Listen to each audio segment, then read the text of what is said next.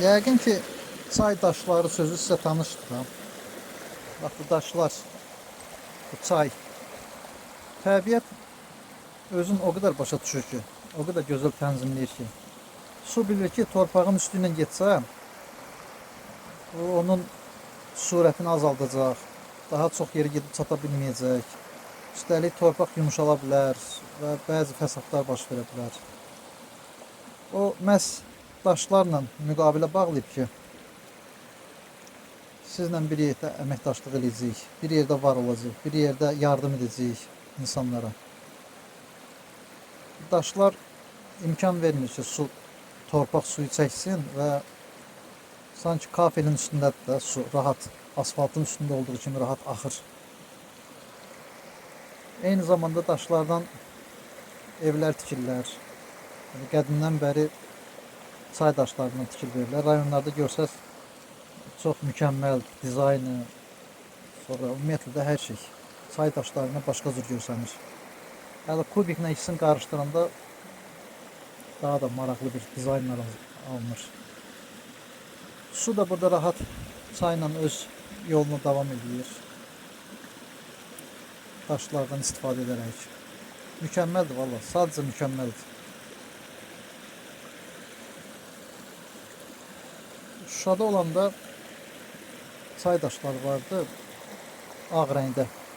Sudan tapırdıq. Onları asfalta sürtürdüm, ya harasa bir möhkəm bir yerə yeyilməyə başlayırdı və istədiyindən fiqur düzəldirdi onu uşaq vaxt.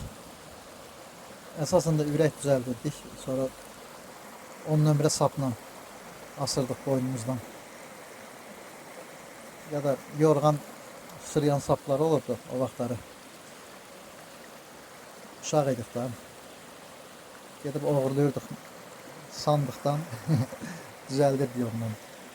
Və də aparıb yerinə də qoymurduq ha. Sonra özümüzə lazım olan qədər götürdük, qalanı elə hardaydısa tullayırdıq, qardı orada. Sonra da sap axtardıqlar.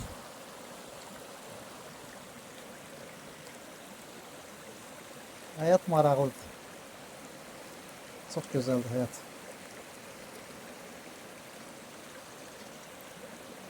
Yetər ki, bir dənə düşüncələrə nəzarət elə. Yəni, Quranda da o barədə deyir ki, zəminə gümana qapılmayın. 4-cü boyutda konkret deyir, düşüncələrə nəzarət elə. Hətta lap qədim kitablarda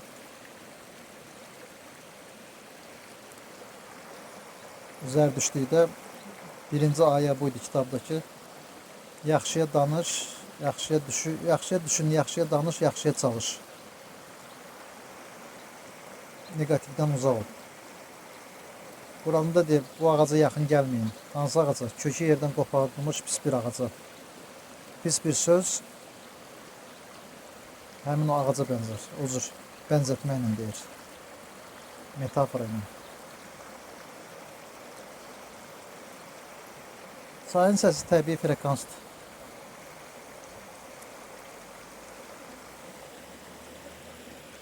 O vaxt stres keçirmişdim cavanlıq vaxtı. Yəni, valideyni itirəndə razılaşa bilmədim. Bir sözlə qanunları da bilmirdim və yəni, kainatla ahəngdə deyildim. Sonra günlərin bir günü artıq həkimə müraciət eləsi olduq. O da neynədir? Poliklinikada. Orada hər otaqda krant olur, umvanik. Açdı suyu, deyir, nətərdir vəziyyət? Deyirəm, əsəbinə toxunur. Tamam. Deməli, sənə artıq kömək lazımdır. Əgər suyun səsi əsəbə toxunursa, deməli, vəziyyət kritikdir. Əslində, suyun səsi ilə müalicə edirlər. Sakitləşməlisən. Yəni, bu test üçün çox yaxşıdır. Adam bundan yoxlaya bilər. Əsəbləri qaydasındadır, yoxsa yox. İndi danışıram, ona görə qəsdən suyun yanında danışıram ki, siz test eləyəsiniz. Bu suyun səsi sizə mane olursa, qıcıq verirsə, düzdür, orada iki cür qıcıq ola bilər. Mənim danışığım aşağıdan gələ bilər, su mane ola bilər. Bir belə, bu normaldır. Amma konkret suyun səsi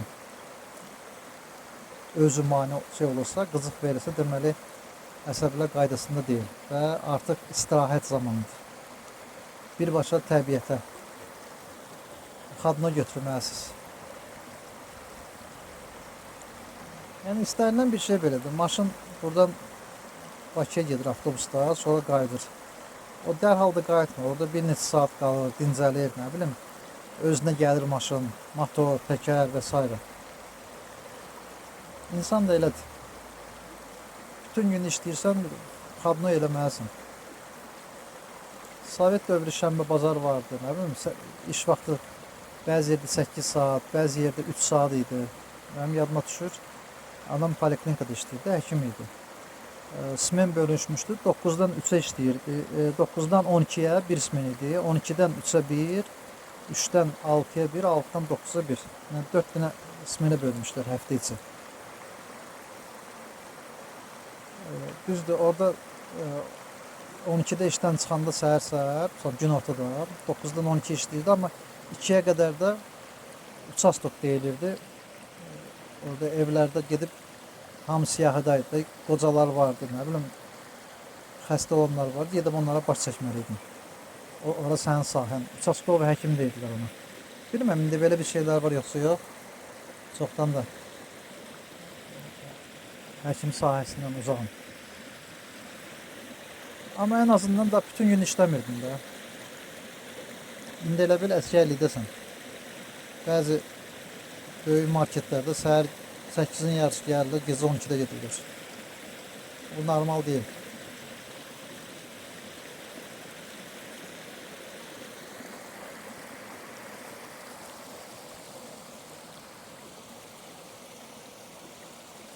Belə, vaxtınızı aldıq. Təşəkkür edirik. Sağ olun ki, varsınız. Yeri gəlmişkən, bir fikir gəldi ağlıma, bu daşları gördüm. Deməli, o vaxtları yadıma düşür ki, bəzi insanlar vardı. Onlardan soruşanda ki, sən nə oldu, niyə xəstələndin, niyə Salatın it günündədir. Sovet dövründən danışıram. Hamısı deyir ki, heç nə, acıq eləyirdik, oturuduq daşın üstündə, soyuqda və o da istər-istəməz müxtəlif qadın problemləri yaradırdı. Kişilərdə də olur elə şey, fərq eləmir. Əgər sən soyuq bir şeyin üstündə oturursansa, bir müddət o negativ enerji sənə öz izin qoyur, hüceyrələrə mənfi təsir edir. Sonra hüceyrələrdə xəstəliklə qisas alır səndən. Bu prizmadan baxanda, əgər bu daşlar günəşin altında qalıbsa və günəşdən informasiya alıbsa, üstəlik də istilik enerjisi götürübsə, demək ki, soyuqda oturanda ziyan edirsə, istidə otursan, sənin bütün çakralar var, hüceyrələr var, ümumiyyətlə, orqanizmanın astral, mental, fiziki nə varsa, hamısına böyük bir xeyir verə bilər. Düşünürəm, test eləməyə dəyər.